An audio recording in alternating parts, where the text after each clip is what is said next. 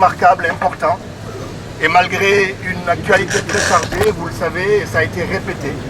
Aujourd'hui, nous sommes le 11 novembre, ça fait 106 ans que partout en France, nous commémorons les victimes d'une terrible boucherie, celle de la Première Guerre mondiale.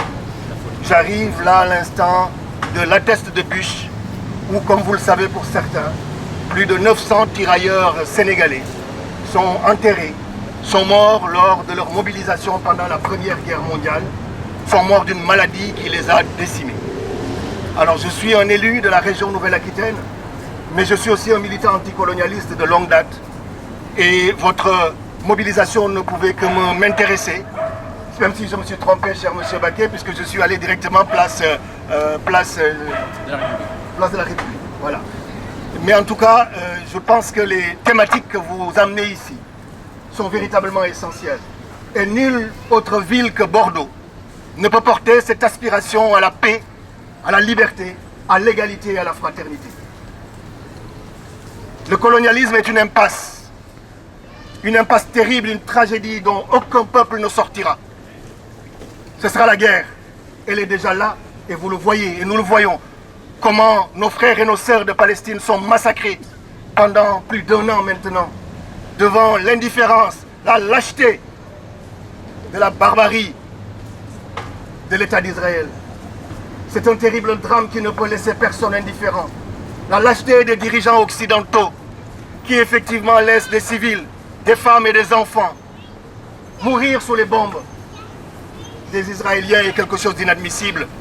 Et il faut que nous continuions à dire qu'il est possible de faire paix entre Israël et la Palestine, que nous avons besoin d'une Palestine libre, indépendante, souveraine, mais aussi à côté d'un État d'Israël libre, indépendant et souverain. C'est cela le combat qu'il faut mener.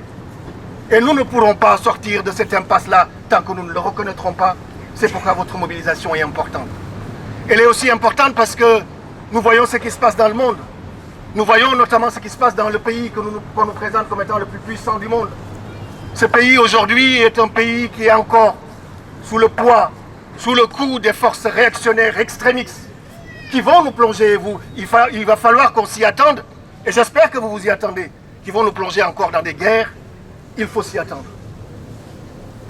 Les pensées, les forces les plus rétrogrades, les plus barbares vont être libérées, sont en voie d'être libérées, par le fait que, effectivement, les États-Unis sont tombés sous l'escarcelle, de nouveau, de Donald Trump.